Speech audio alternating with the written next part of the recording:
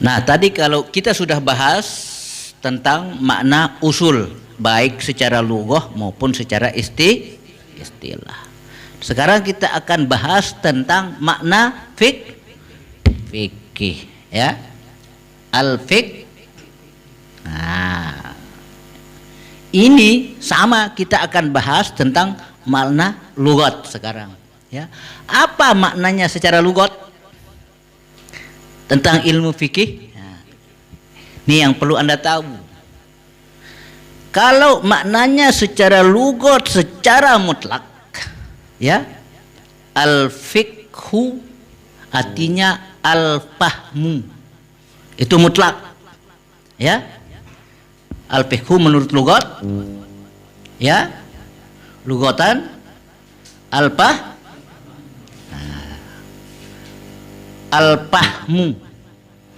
itu makna secara mutlak, paham, ya.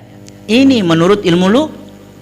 Nah, paham ini baik secara badihi atau secara daqaik atau secara detail maupun tidak detail, intinya paham saja. Pokoknya artinya paham mutlak, artinya tahu, paham.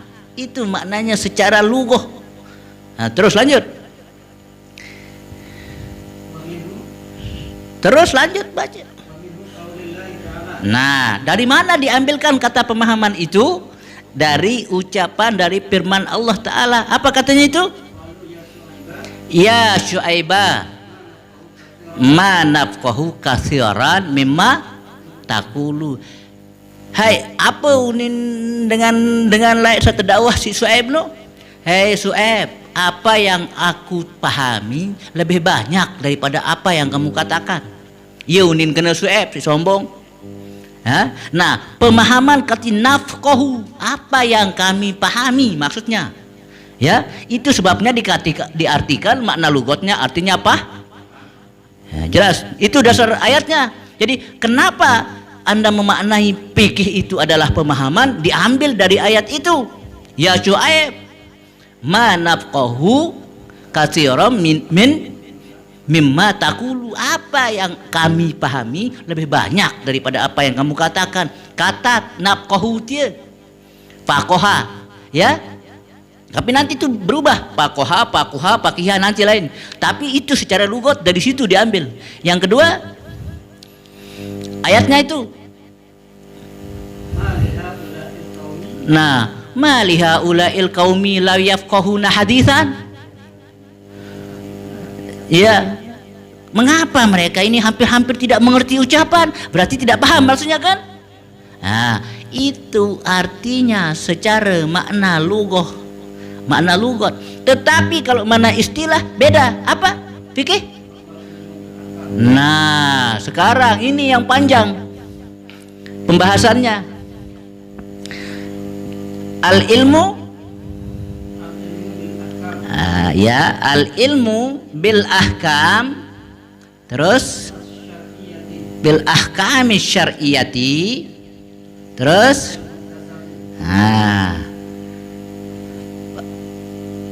al-ilmu bil ahkami syar'iyati al-amaliyati, kan masih kurang. Mukallafi,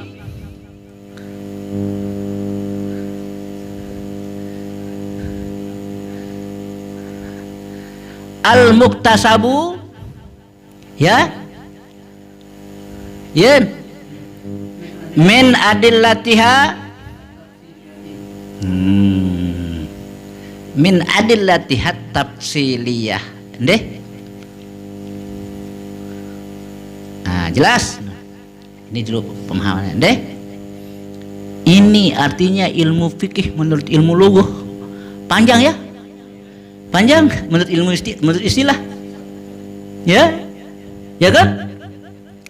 Al ilmu bil ahkami asy-syar'iyyati al amaliyati al mukallafi al muktasabu min adillatihat tafsiliyah. Lah ini panjang artinya, tapi Anda akan langsung mengerti sekarang. Apa itu fikih? Pendek artinya. Siapa bilang panjang? Pertama, Anda tahu artinya ilmu. Tahu apa enggak? Kedua, hukumnya tahu. Tahu hukum enggak? Berarti ilmu ilmu hukum. Hukum apa? Hukum syariat. Hukum syariat. Untuk siapa? Hukum syariat untuk beramal.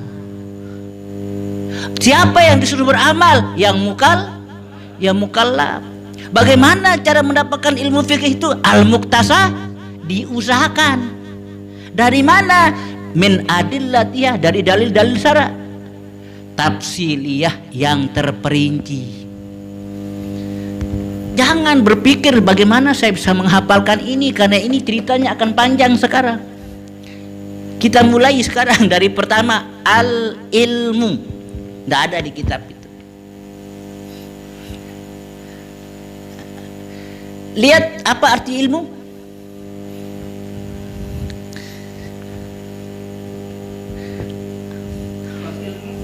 Apa? Huwa al-idraku, terus al-jazimu, al-mutabiqu bil waqi'i, dalilin bil waqi'i an dalilin. Mulai saat ini Anda harus tahu ini. Kalau tidak memenuhi ini, dia tidak berilmu, siapapun. Jelas? Ini dulu dasarnya. Maksudnya tidak dikatakan berilmu di dalam agama. Hakikat manusia semua berilmu sejak dia baru lahir. Ketika minta menyusu sama ibu juga sudah berilmu. Tapi kalau di dalam ilmu agama, ilmu fikih, kalau tidak memenuhi kriteria ini, dia tidak bisa dikatakan berilmu. Pertama, dia al-idrak. Apa namanya idrak? Ketika Anda melakukan sesuatu, dari hasil yang apa Anda lakukan itu akan membekas kepada diri Anda, kan? Ya kan? Bekasnya itu namanya ilmu. Nah, jelas? Ini pemahaman. Itu makanya keinginan, perilaku yang Anda alami jadinya apa? Anda pergi ke Bali, tapi Anda lupa di mana Bali. Berilmu atau tidak? Jika ada bekas, itu dikatakan jelas? Satu. Kedua, ada ketetapan, dia menetap dalam diri Anda. Apa yang pernah Anda lakukan, Anda sekolah, kalau Anda lupa, Anda tidak berilmu. Ya, dia jazim, menetap dalam diri Anda. Ya, apa yang pernah Anda lakukan, apa yang pernah Anda pahami itu melekat, masuk, menetap di dalam diri Anda. Jelas? Yang ketiga, al-mutabiqu, yang sesuai. Ya, bil waqi, yang sesuai dengan kejadian. Harus sesuai, apa yang Anda alami itu harus sesuai dengan kejadian, dengan apa yang Anda rasakan. Jelas? Jadi ini yang dimaksud dengan lalu semua ini yang tiga tadi itu, pemahaman yang tetap, yang sesuai dengan kejadian, sesuai dengan dalil. Ini poin akhirnya, andalilin. Jelas? Anda punya pemahaman, ketika Anda ditanya, Anda tidak tahu dasarnya, berilmu atau tidak? Tidak. Anda memberikan suatu ketetapan, ya, tapi Anda tidak tahu dalilnya, berilmu atau tidak? Anda mengatakan ini sesuai, tapi Anda tidak tahu dasarnya. Anda mengatakan kejadian, tapi Anda tidak pernah tahu dasarnya, tidak tahu dalilnya, berilmu atau tidak? Ketika semua perilaku ini, al-idrakul jazimul mutabiqu bil waqi an dalilin, ketika tidak ada ini, tidak dikatakan Satu, ya. Sekarang kita kembali. Ilmu itu ada dua, ingatan, ya. Pertama, ya, idrokan. Ini kan al-idrakul jazim katanya. Nah, ini satu. Al-idrakul jazim, ada namanya al-idraku ghairul jazim.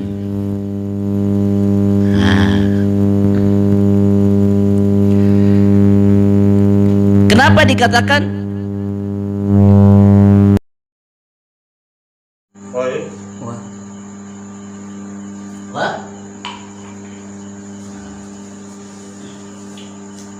lagi, ya, jelas?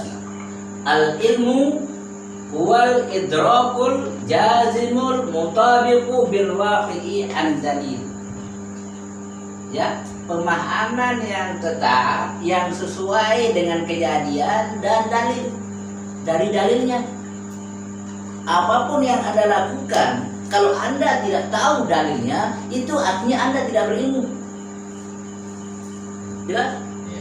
Nah, maka sekarang ilmu yang dimaksud di sini ini. Nah, pertama ada namanya al-idrakul jazim, ada namanya al-idraku ghairul jazim. Mana yang dimaksud al-idrakul jazim? Nah, yang dimaksud dengan al-idrakul jazim sesuatu kejadian yang kita tahu memang sudah ada. Contoh, nah, saya kasih satu contoh. Ini namanya ilmu. Karena kalau yang ini yang dimaksud dalam ilmu fikih ini bukan ilmu zonni, marifat, beda. Ya. Jadi ilmu ini ada dua. Ada namanya ilmu, ada namanya marifat. Nah, sekarang kita bahas dulu apa ini al-idrakul jazim. Ketika Anda melihat bahwa salju itu putih, Anda tahu kan? Saya tanya sekarang, warna salju gimana? Putih. Itu namanya idrakul jazim, memang qat'i. Tidak perlu pemikiran, tidak perlu mencari, karena sudah ada itu. Itu sudah kita dapatkan dari Allah, namanya idrakul jazim. Nah, kapan putih ini bisa berubah? Kalau ada mukjizat. Kalau Allah merubahnya, karena itu memang sudah ditetapkan oleh Allah dengan warna putih. Jelas?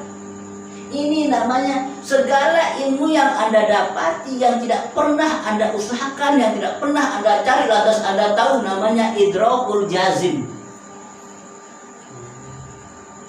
Jelas? Setengah tambah setengah berapa?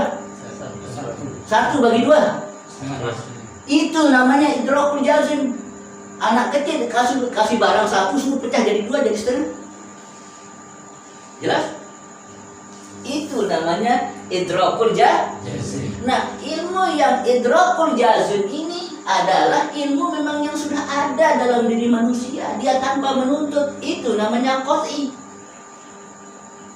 Jelas? Itu namanya qat'i. Ilmu yang kuat, yang sudah tidak bisa diganggu-gugat. Jelas? Jadi semua orang punya ilmu. Tapi namanya ilmu idrakul jazim. Apa kemarin itu pengetahuan darurat? Iya sama, itu yang kesana larinya. Nanti ada namanya badahi, ada namanya daruri, yaitu tadi. Ya, nah, ini yang dimaksud dengan idrakul jazim itu ilmu yang tidak, ilmu yang badahi, ilmu yang daruri, ilmu yang tidak butuhkan penjelasan. Apa yang Anda lihat sekali lantas Anda tahu hingga saat ini, itu namanya idrakul jazim. Nah, yang kedua ini sekarang apa namanya al-idraku ghairul jazim.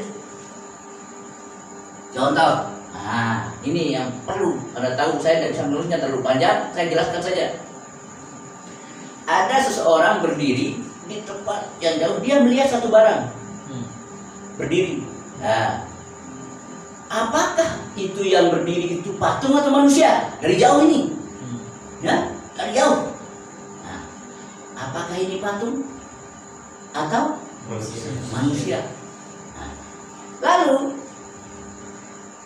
setelah dia kan belum bisa memastikan ini antara patung atau manusia. Ini ilmu namanya idrak jazim, ya. Lalu kata orang ini, kalau dia yakini, ya pertama dulu, kalau orang ini setengah 50% antara patung dengan manusia, 50%,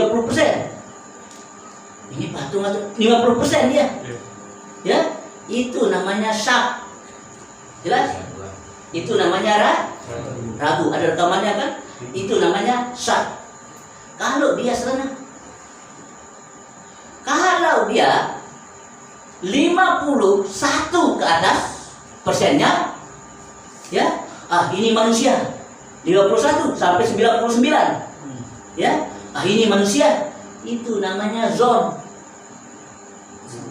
Jelas? Itu namanya zoning. Jelas? Itu namanya rojek. 51 ke atas rojek, zon. Sekarang jelas kan arti rojek dengan zon. Kalau dia ragu dari 49 sampai ke bawah, ya, itu namanya wahmun. Sama artinya semua itu, ya, hanya menduga-duga. Jelas? Itu namanya marjuh, dirojehkan. Kalau tadi dia lebih 5 sampai dia 100, itu namanya qat'i. Paham atau tidak? Jelas atau tidak nih? Jelas? Ya? Dia melihat sesuatu di tempat yang jauh. Pertama 50, 50. Ya ini manusia atau ya 50 manusia, 50 batu. Patung. Nah, berarti namanya ragu syak namanya. Kalau dari 51 ke atas sampai 99, wah ini manusia. Zoning.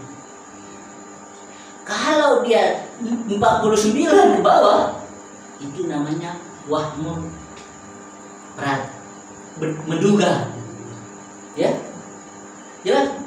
Nah yang itu namanya marju. Kalau dia sampai 100, dia lihat itu manusia, itu namanya qat'i. Jelas tidak? Di dalam ilmu fikih ini bukan ini yang dimaksud, yang bawah ini yang dimaksud.